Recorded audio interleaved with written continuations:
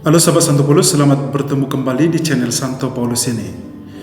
Inilah renungan santai hari Minggu Advent kedua. Kali ini kita akan merenungkan seruan Nabi Yohanes Pembaptis tentang pertobatan dan baptisan. Seperti yang ada dalam Markus 1 ayat 4b.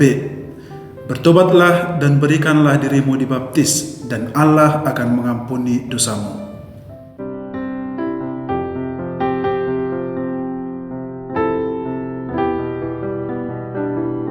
Nah, sebelum kita merefleksikan seruan ini, mari kita terlebih dahulu mendengarkan bacaan Injil hari Minggu Advent kedua tahun B yang ada dalam Markus 1 ayat 1 sampai 8. Bunyinya begini. Inilah permulaan Injil tentang Yesus Kristus anak Allah, seperti yang ada tertulis dalam kitab Nabi Yesaya. Lihatlah, aku menyuruh utusanku mendahului engkau. Ia akan mempersiapkan jalan bagimu. Ada suara orang berseru-seru. Di padang gurun persiapkanlah jalan untuk Tuhan, luruskanlah jalan baginya. Demikianlah Yohanes Pembaptis tampil di padang gurun dan menyerukan, bertobatlah dan berilah dirimu dibaptis, dan Allah akan mengampuni dosamu. Lalu datanglah kepadanya orang-orang dari seluruh daerah Yudea dan semua penduduk Yerusalem, dan sambil mengaku dosanya, mereka dibaptis di sungai Yordan. Yohanes memakai jubah bulu unta dan ikat pinggang kulit, dan makanannya belalang dan madu hutan. Inilah yang diberitakannya. Sesudah aku akan datang Ia yang lebih berkuasa daripadaku. Membungkuk dan membuka tali kasutnya pun aku tidak layak. Aku membaptis kamu dengan air, tetapi Ia akan membaptis kamu dengan Roh Kudus. Demikianlah Injil Tuhan. Terpujilah Kristus.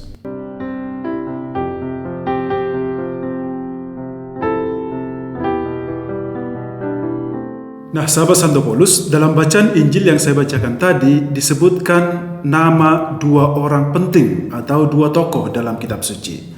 Siapakah mereka ini? Mereka adalah dua tokoh penting yang selalu kita dengarkan kisahnya selama masa Advent dalam bacaan-bacaan liturgi atau dalam bacaan misa. Nah, pertanyaannya adalah, apa keistimewaan mereka ini atau apa yang mereka lakukan sehingga mereka dikatakan begitu penting selama masa Advent? Atau apa peranan mereka dalam menyambut kelahiran atau kedatangan Yesus Kristus? Saya akan menjelaskannya satu-satu. Yang pertama, Nabi Yesaya. Nabi Yesaya adalah nabi di Yudea pada abad ke-8 sebelum Masehi. Ia menjadi nabi pada tahun matinya Raja Uzia sekitar tahun 740 sebelum Masehi. Nabi Yesaya ini bernubuat sekurang-kurangnya 40 tahun pada zaman Raja Uzia, Yotam, Ahaz, dan Hizkia dari kerajaan Yehuda. Nabi Yesaya mempunyai peranan terhadap kelahiran Yesus karena nubuat-nubuatnya. Jadi, dia telah bernubuat atau meramalkan bahwa Yesus Sang Mesias akan lahir ke dunia. Mesias yang disebutkan yang dilahirkan dari seorang perawan. Jadi, dalam Yesaya 7 ayat 14b dikatakan, seorang perempuan muda mengandung dan akan melahirkan seorang anak laki-laki, dan ia akan menamakan dia Immanuel. Itulah ramalan atau nubuat Nabi Yesaya. Dan penggenapannya ada dalam Matius 1 ayat 18 dikatakan, kelahiran Yesus Kristus adalah seperti berikut. Pada waktu Maria ibunya bertunangan dengan Yusuf, ternyata ia mengandung dari Roh Kudus sebelum mereka hidup sebagai suami istri. Selain itu, Nabi Yesaya juga sudah meramalkan tentang keturunan Isai. Dia mengatakan dalam Yesaya 11 ayat 1 dikatakan, suatu tunas akan keluar dari tunggul Isai, dan taruk yang akan tumbuh dari pangkalnya akan berbuah.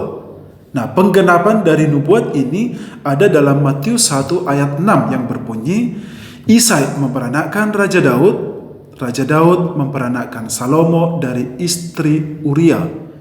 Selain meramalkan kelahiran Mesias atau kelahiran Yesus, Nabi Yesaya juga sudah meramalkan tentang kehadiran Yohanes Pembaptis yang disebut pembawa jalan bagi Mesias akan dipersiapkan. Nah, dia akan mengatakan dalam Yesaya 40 ayat 3, ada suara yang berseru-seru. Persiapkanlah di padang gurun jalan untuk Tuhan. Luruskanlah di padang belantara jalan raya bagi Allah kita. Nah, penggenapan dari nubuat Yesaya ini ada dalam Matius 3 ayat 1-2 yang berkata, "Pada waktu itu tampillah Yohanes Pembaptis di padang gurun Yudea dan memberitakan, bertobatlah sebab kerajaan sorga sudah dekat." Yang kedua, Nabi Yohanes Pembaptis. Siapakah Nabi Yohanes Pembaptis ini? Nabi Yohanes Pembaptis adalah nabi terakhir yang dikirim oleh Allah sebelum Kristus. Dia dikirim oleh Allah untuk mempersiapkan umat Israel dalam menyambut Kristus sebagai Sang Juru Selamat. Dalam Injil yang saya bacakan tadi dikisahkan bahwa Yohanes tampil di padang gurun dan menyerukan, "Bertobatlah dan berilah dirimu dibaptis, dan Allah akan mengampuni dosamu." Dialah tokoh yang diramalkan oleh Nabi Yesaya berabad-abad tahun sebelumnya.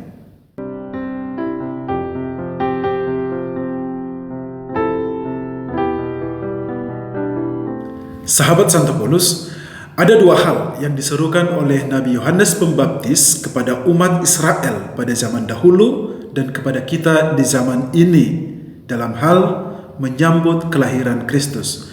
Yang pertama adalah pertobatan dan yang kedua adalah pembaptisan. Kita akan mendalami ini satu persatu dan inilah yang menjadi pokok renungan kita kali ini. Yang pertama, pertobatan atau bertobatlah. Apa yang dimaksud dengan bertobat? Apakah bertobat itu berarti rajin ke gereja? Apakah bertobat itu hanya sekedar menerima sakramen pengampunan dosa setiap saat? Tentu tidak. Karena ternyata begitu banyak orang yang setelah mengaku dosa atau setelah mengikuti misa langsung berbuat dosa. Dosanya pun bisa menjadi dosa yang lebih parah dari dosa-dosa sebelumnya. Memang salah satu bentuk dari pertobatan adalah mengaku dosa dengan cara menerima sakramen pengakuan dosa. Tetapi setelah mengaku dosa, manusia harusnya menunjukkan niat untuk bertobat dan berubah. Jadi pertobatan yang dimaksud dalam hal ini adalah penyesalan atas dosa-dosa, pertobatan hati, dan juga pertobatan perilaku ke arah yang lebih baik. Yang kedua adalah tentang pembaptisan. Nabi Yohanes menyerukan bahwa berilah dirimu dibaptis. Dalam paham gereja Katolik, pembaptisan inilah salah satu dari sakramen. Sakramen baptis adalah sakramen pertama yang diterima oleh seseorang yang hendak menjadi anggota gereja Katolik. Makanya disebut sakramen baptis itu adalah sakramen pertama dalam inisiasi untuk menjadi seorang Katolik. Sakramen baptis ini juga membuat seorang dibebaskan dari dosa asal. Dan sakramen baptis ini juga membuat seorang bisa menjadi ikut aktif dalam tubuh Kristus atau dalam tubuh gereja. Nah, apa konsekuensinya kalau kita bertobat dan dibaptis menjadi seorang Katolik atau sebagai pengikut Kristus? Nabi Yohanes Pembaptis berkata, Allah akan mengampuni dosamu. Dengan demikian, konsekuensi pertobatan dan konsekuensi kita dibaptis, kita diselamatkan oleh Allah. Dengan bertobat, Allah akan mengampuni dosa kita, dan dengan menerima pembaptisan, dosa kita juga telah diampuninya.